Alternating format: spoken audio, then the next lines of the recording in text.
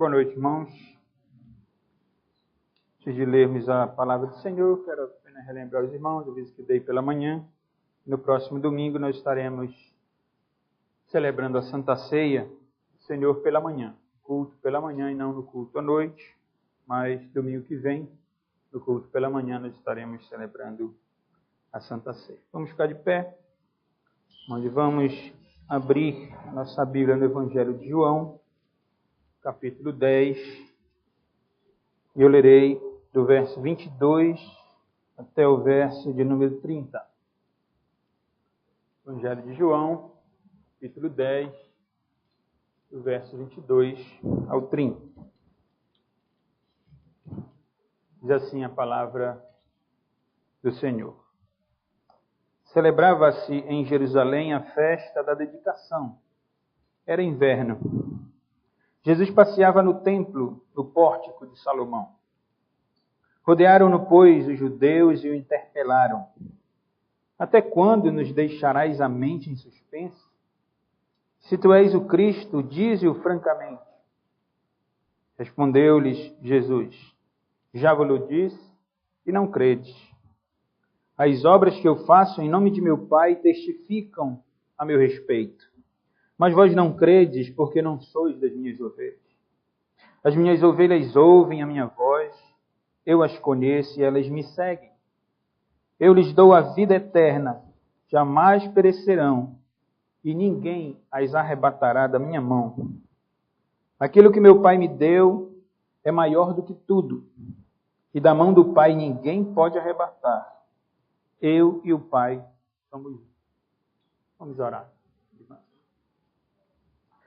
Deus bendito, Deus eterno, nosso Pai amoroso.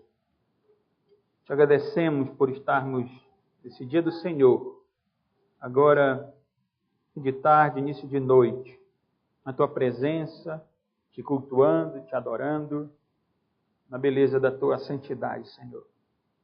Tu és digno de honra, de glória, de louvor.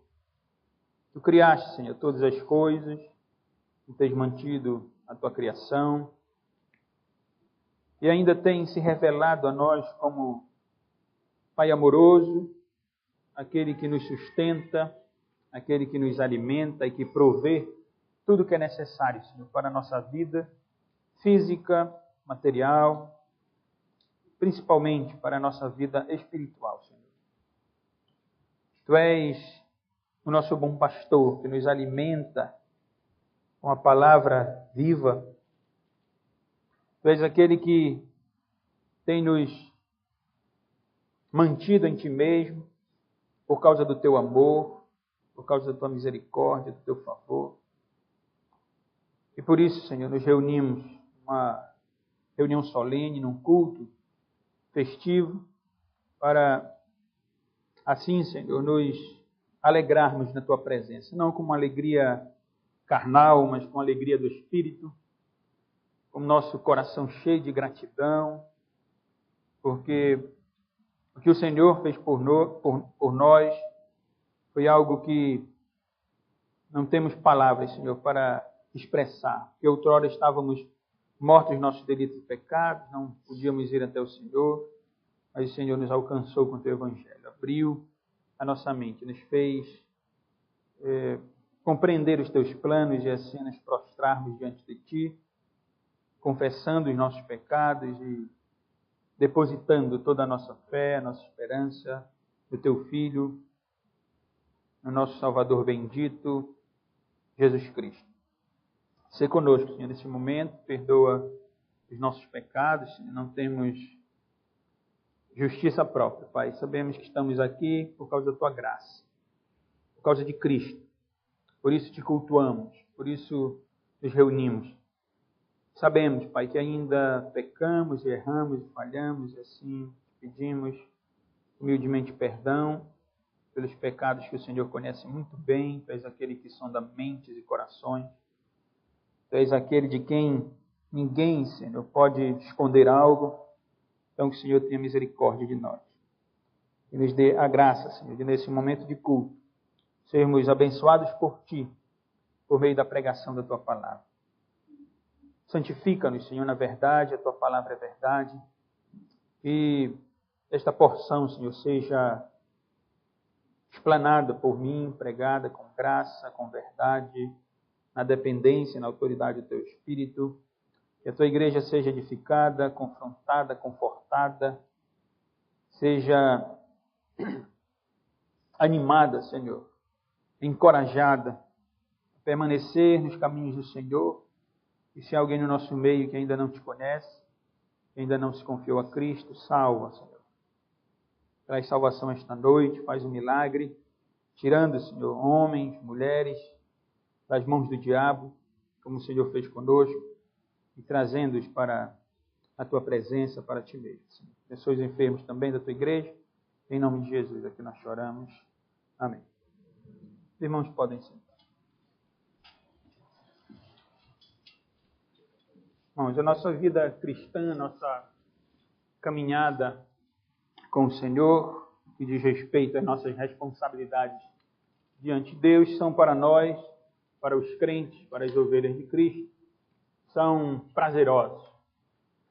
Isso porque nós sabemos a quem adoramos. Nós temos um Deus vivo, nós temos um Deus real, nós temos aquele que nos concedeu o seu Espírito. E esse Espírito que é santo, diz a Escritura Sagrada, que testemunha, testifica com o nosso Espírito que nós somos filhos de Deus. E essa segurança e essa alegria que nós temos em Cristo, ela existe porque Jesus nos revela a pessoa de Deus. Em Cristo nós não nos encontramos numa condição unicamente de religiosos. Religiões há várias no mundo. Um sentimento de contato com uma suposta divindade existe desde que Adão caiu. A partir dali, o pecado adentrou este mundo e o homem busca, como apalpando as escuras, se relacionar com Deus e cria os seus próprios deuses, se entrega às suas próprias paixões, à sua própria idolatria e acaba enveredando por caminhos que são enganosos, caminhos de trevas espirituais. Para nós cristãos, não é essa a realidade. Em Cristo nós passamos a conhecer a verdadeira pessoa de Deus. E somos, então, reconciliados com Deus por meio da pessoa do nosso Senhor Jesus Cristo. Isso é o que nós temos aprendido no Evangelho de João. Eu li com os irmãos aqui os versos 22 a 30 do capítulo 10. Nós estamos no final da segunda sessão, que teve início no capítulo 5, e vai até aqui o capítulo 10. Estamos especificamente na parte final, que envolve o capítulo 9 e o capítulo 10. No capítulo 9, Cristo curou um cego de nascença, o que levou os judeus a contestarem acerca do ensino de Cristo sobre a cegueira espiritual, sobre o ser cego e enxergar, e o enxergar e ser cego, no final do capítulo 9, que deu então a ocasião, não por incidente, mas debaixo da providência soberana de Deus, a cura do cego deu ocasião para o sermão, foi lido há pouco pelo presbítero Jones, sermão do nosso Senhor Jesus Cristo, no capítulo 10, onde Jesus se apresentou como bom pastor, em contraste claro com a liderança judaica, porque esta sessão trata da objeção por parte dos judeus, como um todo, do povo judeu, especificamente, ou mais fortemente da liderança judaica. Cristo então ensinou que ele é o bom pastor, e que todos aqueles que vieram antes dele, da liderança judaica, são ladrões, são salteadores, são enganadores, que querem, na verdade, extorquir as ovelhas e se aproveitar delas. Jesus disse, não, eu sou o bom pastor. Eu dou a alma, eu dou a vida pelas minhas ovelhas. E isso levou, no verso 20 e 21, os judeus a entrarem em uma dissensão. Houve uma disputa de ideias, de compreensão, quando alguns, na insanidade deles, chegaram a acusar nosso Senhor de ser louco, de não ter razão nenhuma, e de ser endemoninhado. Enquanto que outros disseram, não, isso não é coisa de demônio. Quem tem demônio não faz o que ele faz, não ensina o que ele ensina. E nós terminamos, então, no domingo passado, esses versículos, dizendo que essa aqui é a realidade, irmãos. o ensino de Cristo sempre trará divisão dentre os homens. Sempre alguns crerão nele e outros não. E disse ainda que cabe a nós uma decisão, porque Deus pede uma resposta. A partir do momento que alguém se encontra com Cristo, que alguém ouve as mensagens de Cristo, a palavra do Senhor, esse deve tomar uma decisão. Ou crer nele, ou não crer nele. Ou recebe a vida eterna, ou recebe a condenação eterna. E aqui no finalzinho, nesses últimos versos do capítulo 10, nós temos do verso, para elucidar os irmãos, o restante do capítulo, do verso 22 ao verso 30, que nós vamos considerar agora, Jesus afirma que ele e o Pai são um. Ele fala da sua divindade, ele fala da sua autoridade. Do verso 31 até o verso 39, Jesus responde a uma acusação dos judeus que afirmam que Jesus é um blasfemo, que ele está blasfemando contra Deus. E depois, nos versos 40 a 41, o Senhor se retira para além do Jordão, irá para Betânia, então a casa do seu amigo Lázaro. Capítulo que os irmãos conhecem bem. Vamos nos deter, irmãos, de forma breve, nesses versos 22 a 30. Aqui, João nos traz a ocasião, porque, embora esteja ainda dentro da seção maior, do capítulo 5 ao capítulo 10, a cena muda. Eles permanecem em Jerusalém, mas agora muda apenas o momento, né, em que os judeus estavam vivendo. E aqui João nos traz a ocasião, versos 22 e 23. No verso 24, a pergunta dos judeus, né, sobre a expectativa que eles tinham, ou sobre o ensino de Jesus. E nos versos 25 a 30, a resposta que Jesus dá a esses judeus, que são ainda parte daqueles incrédulos que estavam acusando o Cristo de ser endemoniado, de ser louco, enfim. E nós vamos considerar esses versos sobre o tema Jesus e o Pai são um. A ocasião, irmão, nós temos no verso 22 e 23, onde João diz que os judeus estavam celebrando em Jerusalém a festa da dedicação, era inverno, e Jesus passeava no templo, especificamente no pórtico de Salomão. Só para que os irmãos compreendam, essa festa era uma festa judaica, mas não com o fundamento na lei. Deus, no Antigo Testamento, não havia instituído a festa da dedicação.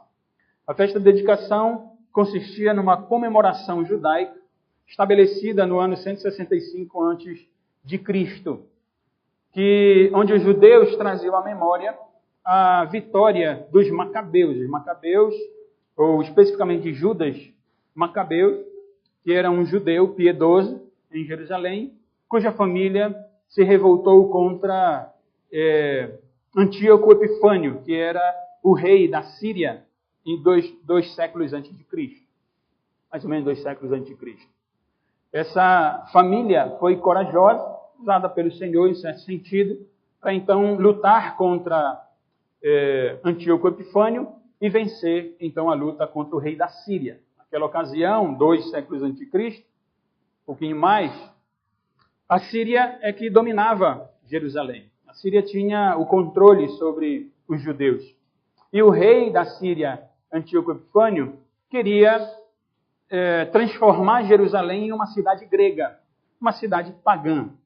Tanto que esse rei fazia com que jovens judeus, esse rei da Síria criou um ginásio em Jerusalém, e fazia com que os jovens judeus disputassem corrida e corressem dentro daquele ginásio totalmente nus, sem roupa nenhuma, o que obviamente era escândalo para os judeus piedosos. E eles até foram chamados, judeus mais conservadores, de piedosos, num sentido bastante negativo, como chamaram os reformadores ingleses de puritanos. Como alguns chamam na nossa época de neopuritanos, aqueles que querem se manter fiéis à Escritura Sagrada. Antíoco Epifânio fez com que esses jovens judeus disputassem corrida nus. E o rei da Síria ainda conduziu o povo, os judeus, a adorarem divindades pagãs, escravizou mulheres, escravizou crianças, fez com que os judeus mudassem os seus nomes judaicos para nomes gregos. O pior, talvez de tudo, foi o fato de que o rei da Síria ordenou que animais considerados impuros pelos judeus, que divindades pagãs fossem adoradas dentro do templo em Jerusalém. Inclusive, animais impuros foram sacrificados no altar em Jerusalém.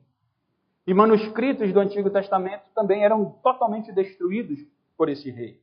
E aquela família, então, de Judas Macabeus, se revoltou, né, de forma corajosa e conseguiram, assim, vencer o rei da Síria. Essa história está presente num livro apócrifo, não inspirado, por isso não faz parte da nossa Bíblia, mas é um livro histórico, onde faz parte até da Bíblia da Igreja Católica Romana, onde tem o primeiro livro, o segundo livro dos Macabeus. Ali está a história desses judeus que piedosamente queriam servir a Deus e se opunham ao rei da Síria.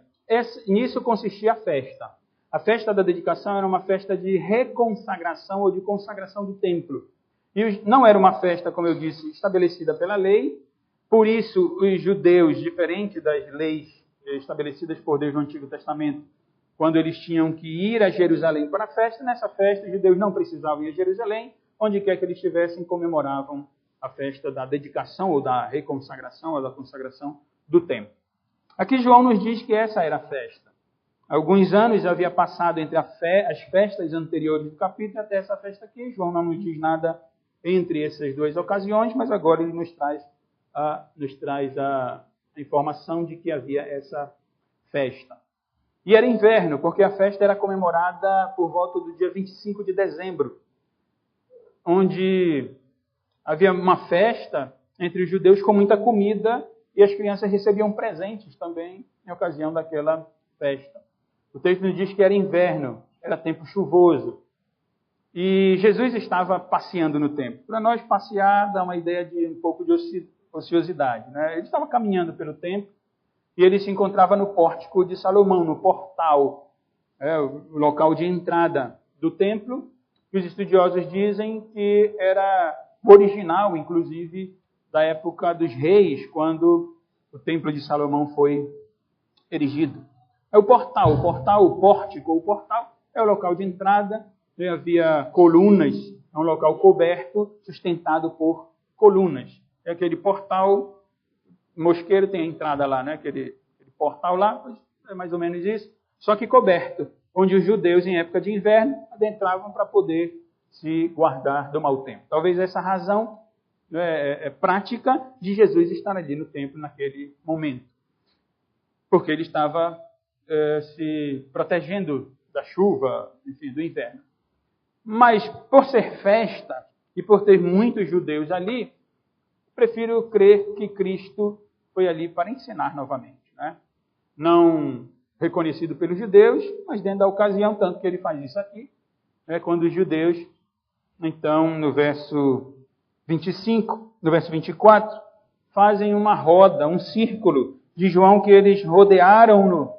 Os judeus começaram a rodear a Cristo, enquanto ele estava no pórtico, na entrada do templo, eles rodeiam a Cristo, e então fazem uma pergunta ao Senhor: até quando nos deixarás a mente suspensa? Se tu és o Cristo, dize-o francamente. A mente suspensa é literalmente a alma suspensa. A ideia é de expectativa, a ideia é de suspense. Esses judeus perguntam a Cristo: até quando tu nos deixarás em suspense? Nós estamos na expectativa se tu és o Cristo ou não. Se tu és o Cristo, por que tu não falas abertamente? Ora, irmãos, Cristo não fala abertamente aos judeus porque eles são hipócritas. Porque eles são meros religiosos. Como todo hipócrita, como todo religioso, como todo aquele que quer viver de aparência, eles não gostam de ouvir a verdade. Eles não gostam quando se fala francamente a eles.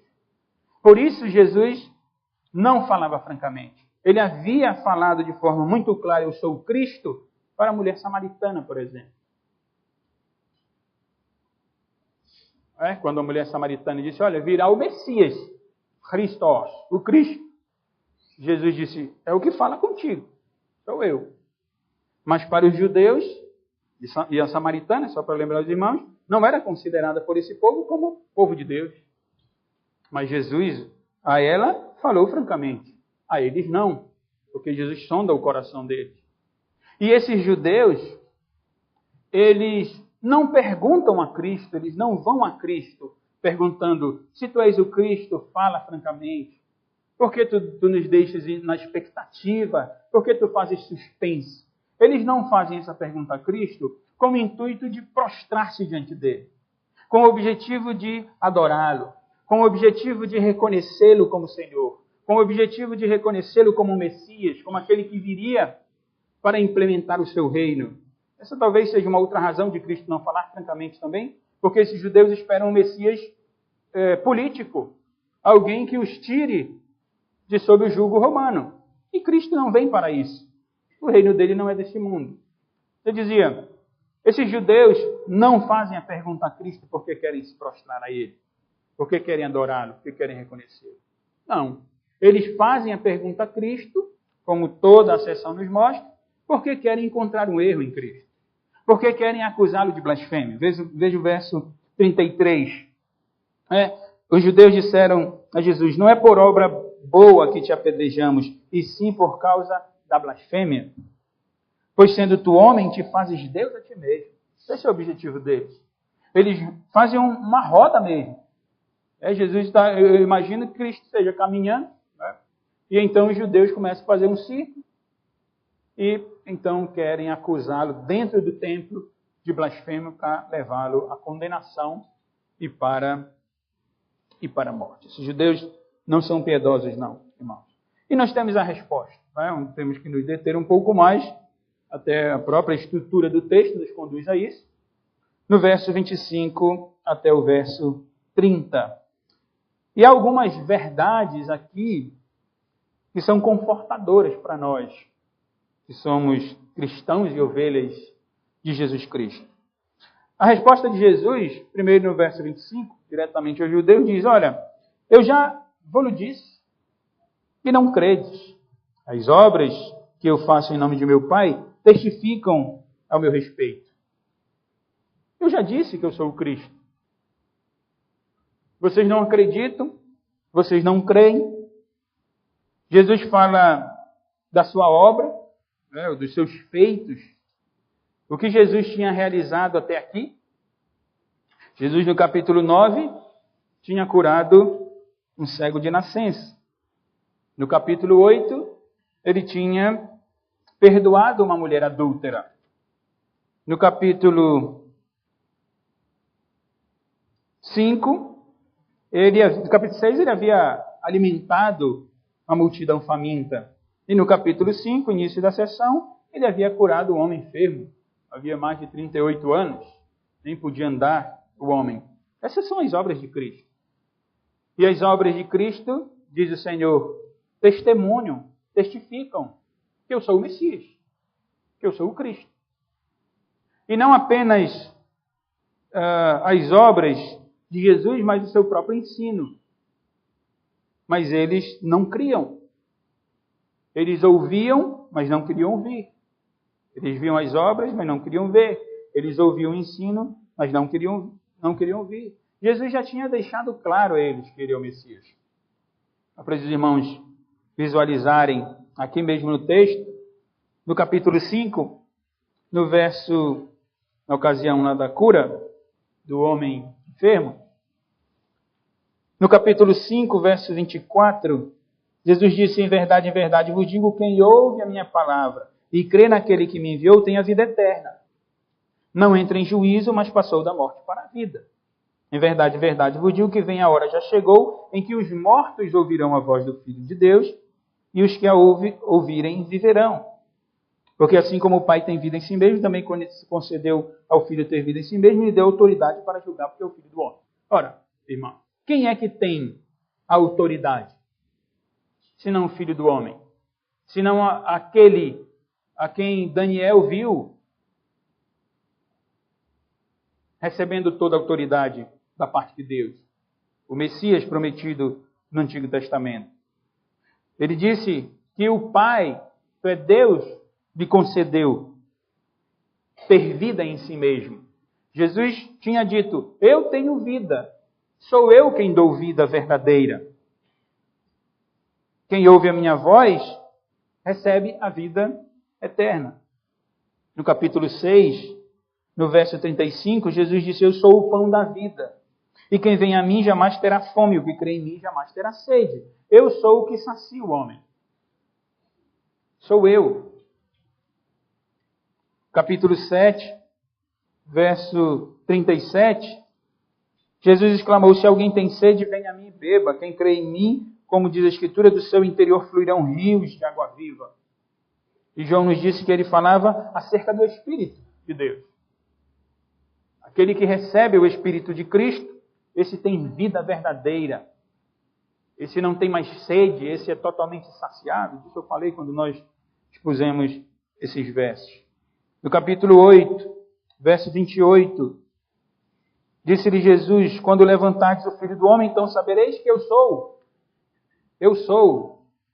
Ego eimi. Eu sou.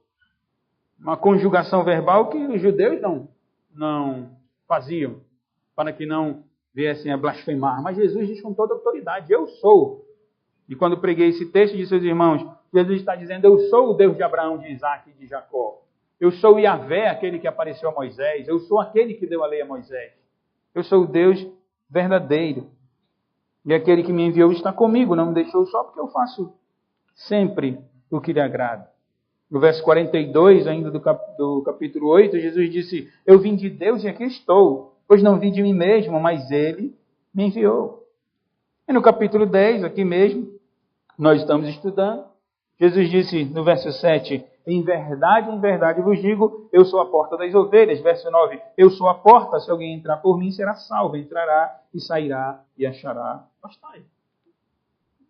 O que mais os judeus querem, irmão? Que conversa é essa de fala francamente, fala diretamente, tu és o Cristo ou não?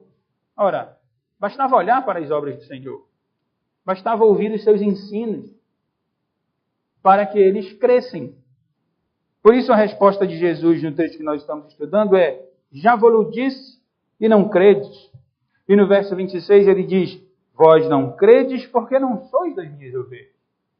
Vocês são maus, vocês são arrogantes, vocês são orgulhosos, vocês são religiosos.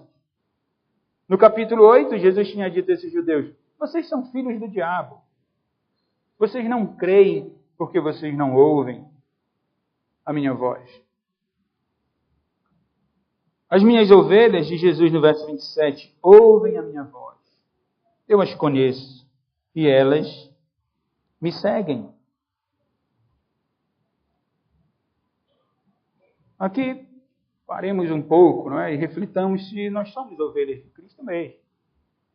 Eu, particularmente, meditando durante a semana, o Senhor falando por sua palavra, para pensar, será que sou ovelha mesmo de Cristo? Eu não estou falando aqui de épocas difíceis da nossa vida, espiritualmente falando. A vida cristã não é linear. A piedade cristã não é estável. Tem momento que nós passamos como que pelo vale da sombra da morte. Tem momento em que nós estamos muito fracos por causa das lutas, atribulações, adversidades da vida. Como o peregrino na ilustração de John Bunyan, muitas vezes nós caímos até no lamaçal do pecado. É verdade. Eu não estou falando disso.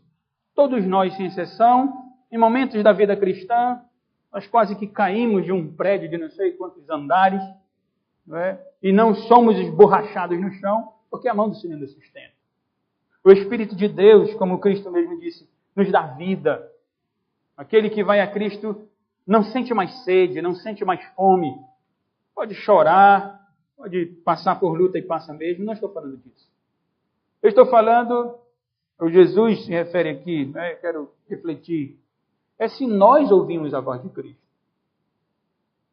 Se alguém no nosso meio não ouve a voz de Cristo, não estou falando de alguma revelação especial, de alguma audição. Estou falando de meditar nos ensinos de Cristo, de pensar naquilo que Jesus ensina, de olhar para todas as suas obras, não apenas as puras, que são poucas registradas no Evangelho de João, se forem comparadas com os outros evangelhos. Mas de todas as suas obras. O Evangelho de João começou dizendo que o Verbo, que é Cristo, estava no princípio com Deus e que criou todas as coisas. E que todas as coisas foram criadas por intermédio dele. Então, quando nós ouvimos o ensino de Cristo, que é acerca de vida eterna, acerca de nos saciar, de nos dar alegria, quando olhamos para as suas obras como Deus soberano que Ele é, nós devemos crer nisso, e devemos ser confortados nisso. Jesus disse: as minhas ovelhas ouvem a minha voz, elas compreendem a minha voz, elas sentem prazer em ouvir o meu ensino. Eu as conheço, eu sei quem elas são. Jesus já tinha dito a eles: vocês não são minhas ovelhas. E elas me seguem. E elas me seguem. Quem é a ovelha de Cristo, segue o bom pastor. Aquele que ama o Senhor, ama a sua palavra, ama o seu ensino, ama as suas palavras inefáveis, ama a sua disciplina, porque como Deus Ele nos disciplina e a Escritura nos ensina a sua disciplina. Aquele que ama a Cristo, ouve a Cristo e a sua ovelha, esse se deleita no ensino de Cristo. Esse tem segurança quando Cristo diz: eu sou o pastor de vocês. Eu cuido de vocês, eu dou a minha vida por vocês.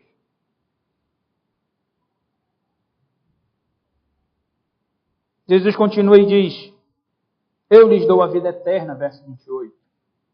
Jamais perecerão e ninguém as arrebatará da minha mão.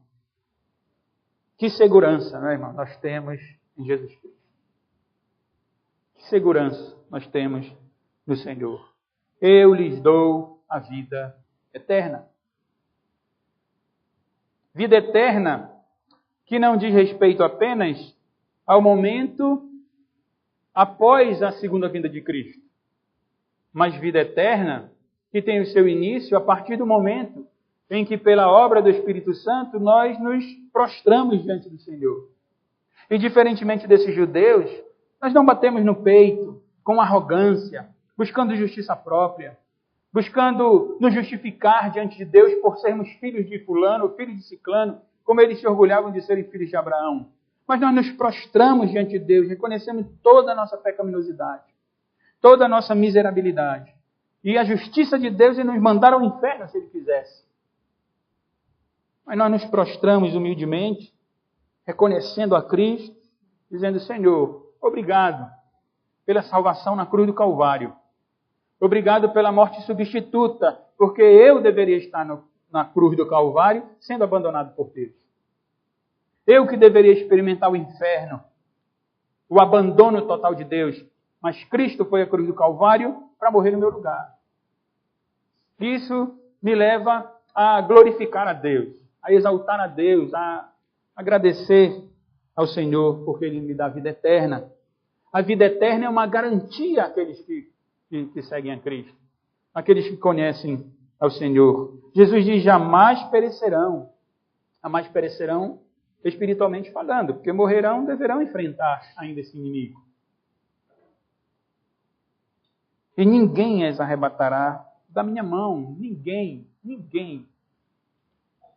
Quando Paulo escreve aos Romanos, fala do amor de Deus, ele diz: quem nos separará do amor de Deus? Será a tribulação? Será a luta? Será a morte? Nada nos separa do amor de Deus. Que segurança nós temos em Jesus, irmão. Se você ainda não entende a doutrina da perseverança dos santos, da eleição incondicional, busque entender. Não nos acuse de sermos ímpios e mundanos. É verdade que dentre os calvinistas há alguns ímpios e mundanos que, por não entenderem, por não serem ovelhas verdadeiras de Cristo, acabam tentando se agarrar numa doutrina bíblica e viver uma vida de pecado. Essa não é a realidade desses judeus, irmão. Quem eram os judeus? Os judeus compunham o povo de Deus no Antigo Testamento.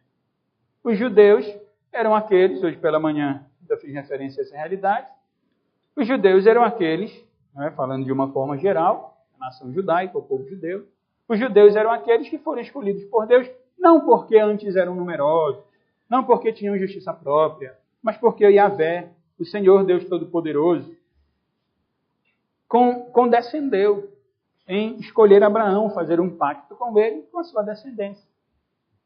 Esses judeus aqui se encontram no sentido geral, no sentido nacional, dentre esse povo. Mas Jesus, que revela a vontade de Deus perfeita, está dizendo a eles: vocês não são minhas ovelhas. Vocês não são. Vocês são judeus. Vocês nem são filhos de Abraão, porque se vocês fossem, vocês fariam a mesma obra que ele fez. Ele creu em mim. Ele viu o meu dia, Jesus disse no capítulo 8. E vocês estão tentando me matar.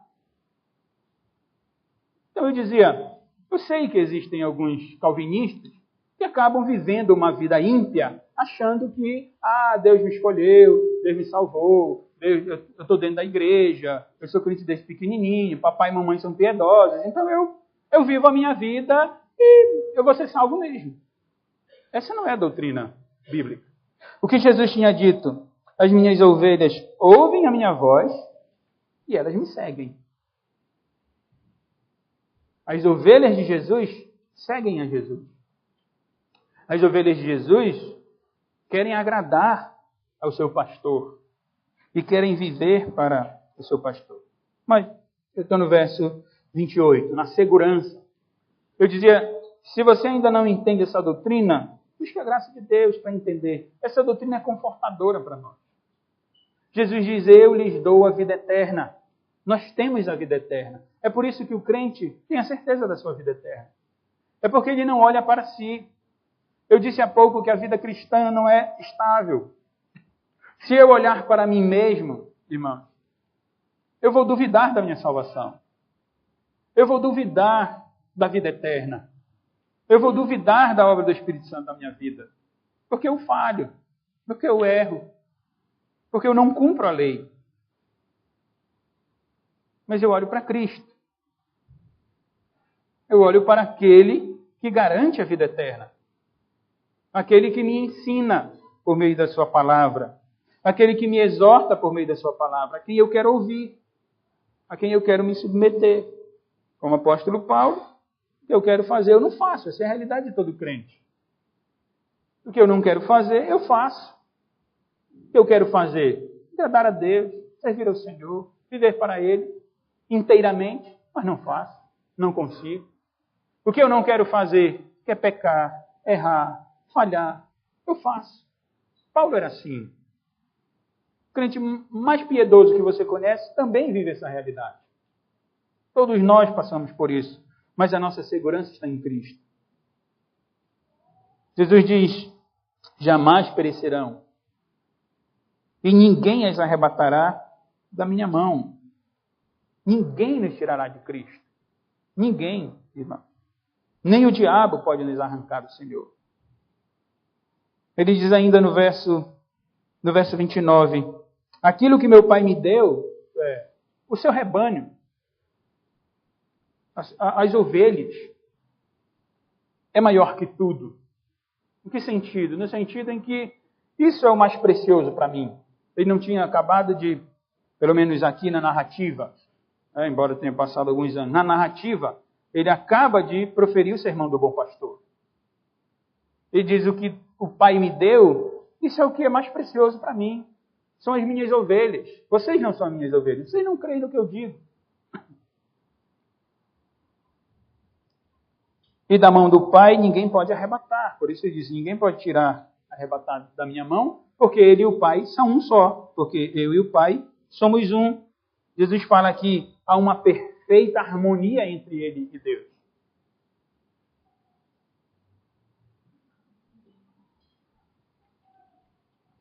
A igualdade entre o Pai e o Filho. Eles são um só. E essa é a segurança, irmão, que as ovelhas de Cristo têm. Nicodemos, no capítulo 3, ouviu a mensagem de Cristo. No final do capítulo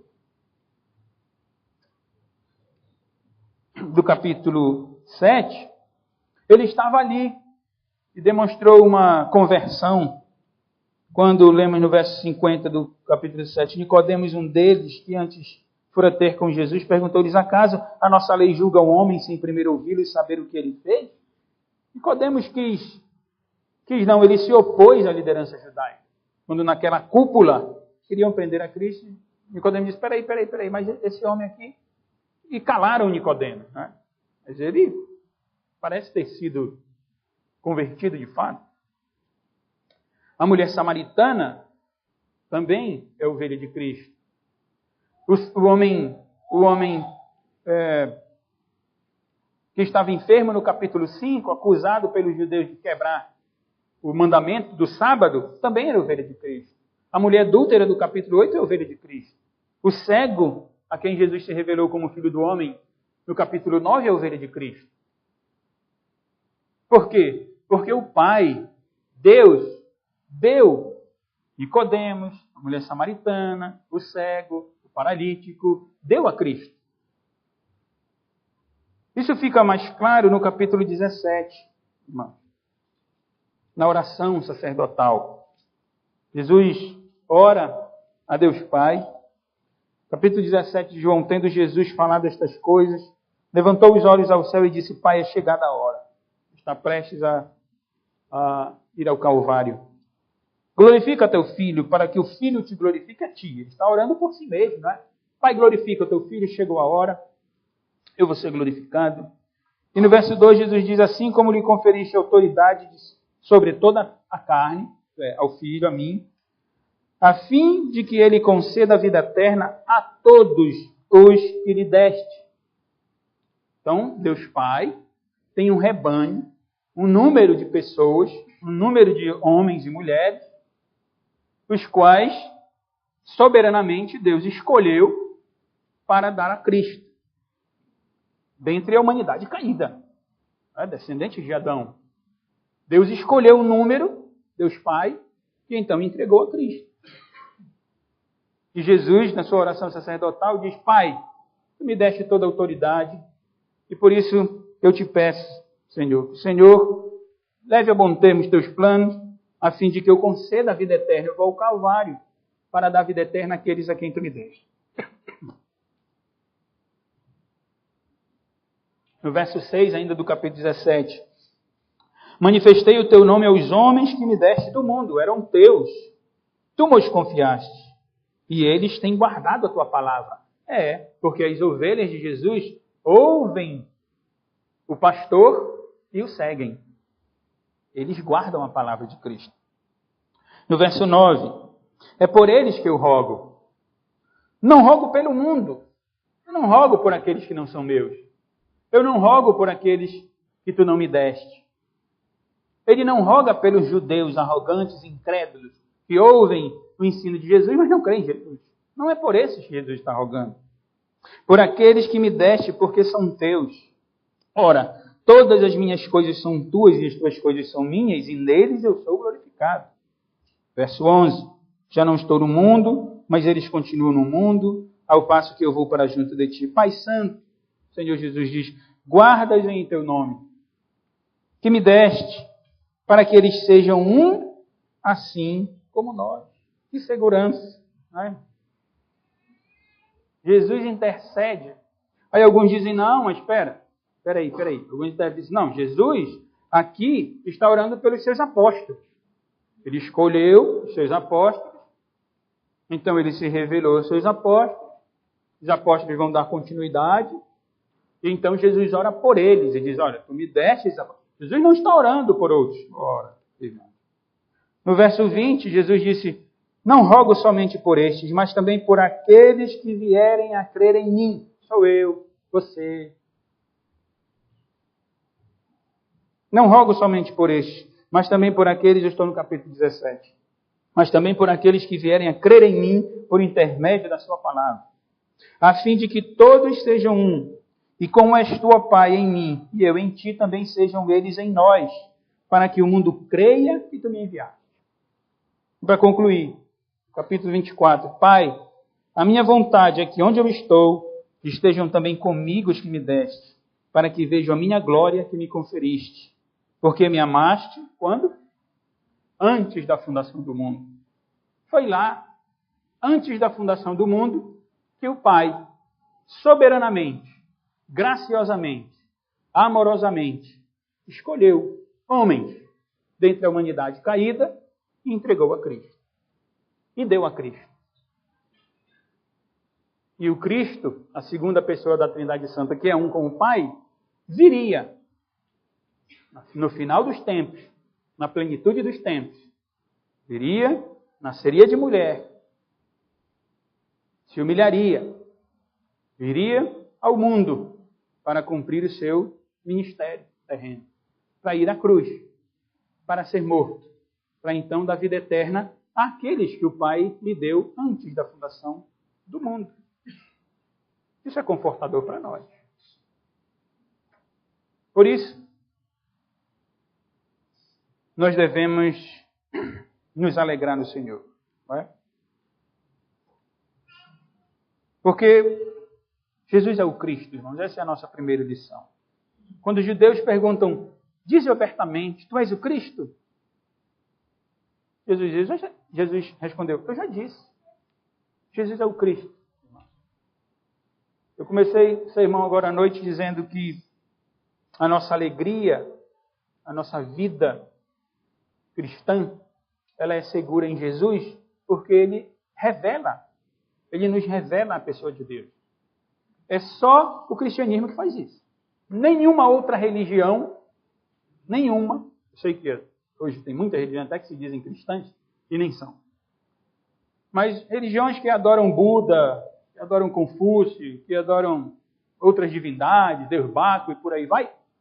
Irmãos, não há segurança nenhuma nessas supostas divindades. Jesus é o Cristo. Ele revela a vontade de Deus. O Messias viria, Christos, não é Cristo, é o Messias aqui, ungido, significado de ungido. O Messias viria para revelar a vontade perfeita de Deus. E ele já veio. Ele está no nosso meio. E diz que onde 2 ou 3 estivessem reunidos em seu nome, lá ele estaria. E ele está no nosso meio. E nós o servimos e adoramos. Ele é o Cristo. Ele é o Messias. Ele é o que revela a vontade de Deus. E ele é um com Deus, diz o texto.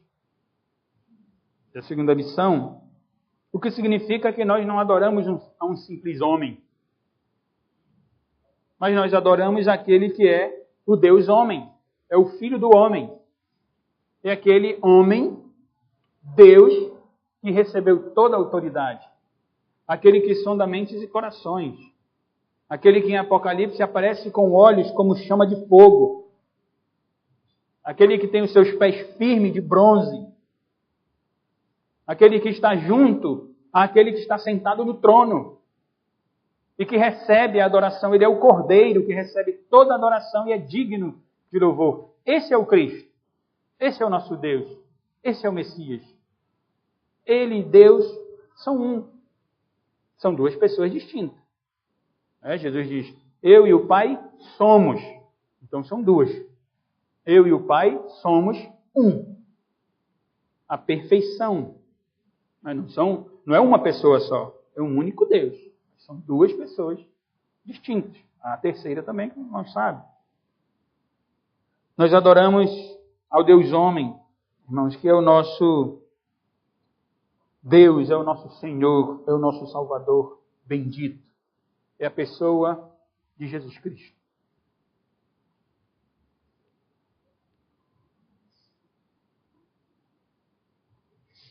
E para concluir, a última lição é que somente as ovelhas de Jesus creem nessas verdades.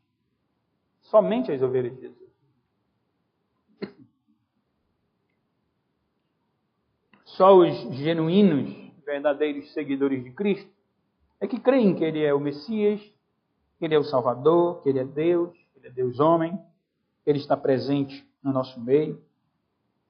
E quando digo que são somente as ovelhas de Jesus que creem nessas verdades, eu quero chamar a atenção para a verdade de que é Deus, irmãos, quem habilita o homem, não é? Ou habilita o coração do homem a crer em Jesus Cristo.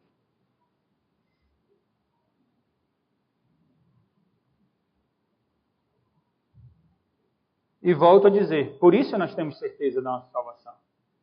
Porque se você crê em Cristo, se você ouve a pregação que fala de Cristo, se você lê a Escritura, se você ora, se você tem esperança de vida eterna, se você compreende que há uma cegueira espiritual generalizada no mundo, que há trevas espirituais, e que a luz está em Cristo, e que você luta contra os seus pecados, e quer agradar a Deus, como o apóstolo João, autor deste evangelho, escreve na sua primeira epístola, que aquele que está em Deus, não é? Deve andar como Deus anda. Aquele que está em Cristo deve andar como Cristo andou, porque Deus é luz e nele não há trevas nenhuma.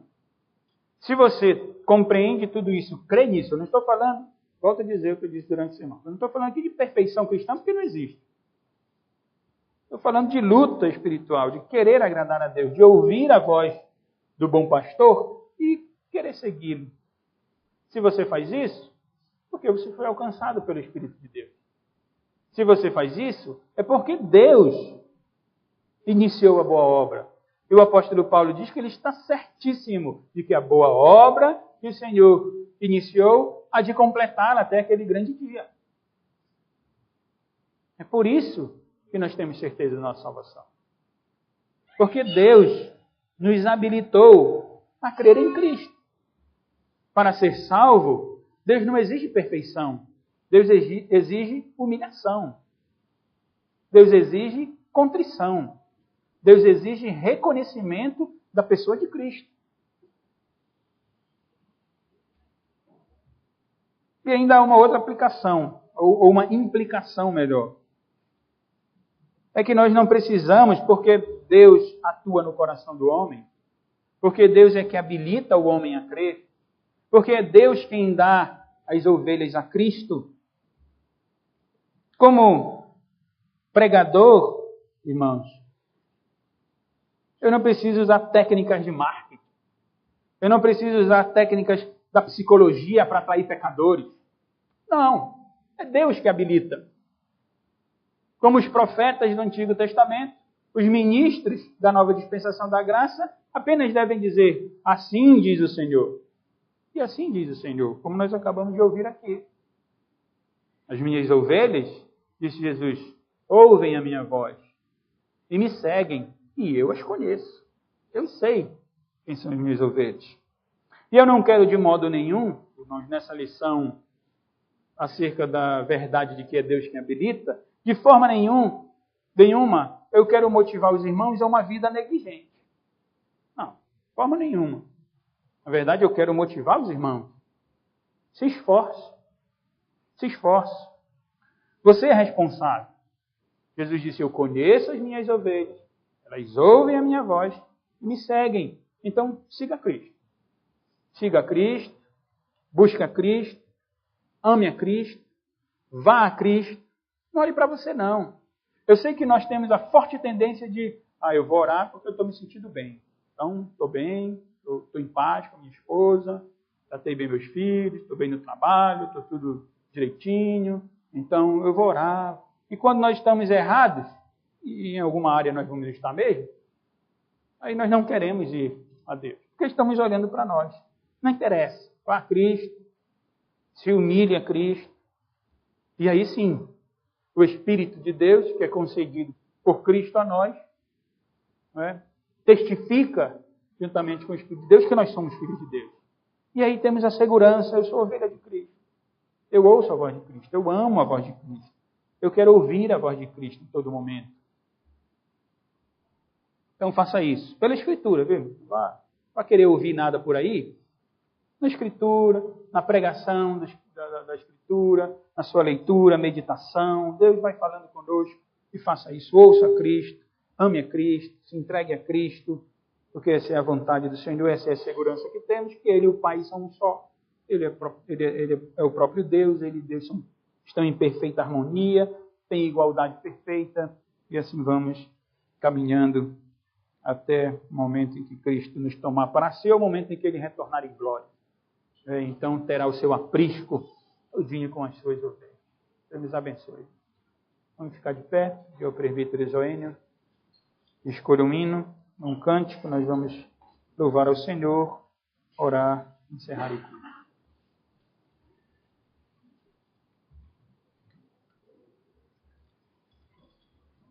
Livro de Cânticos, número 356.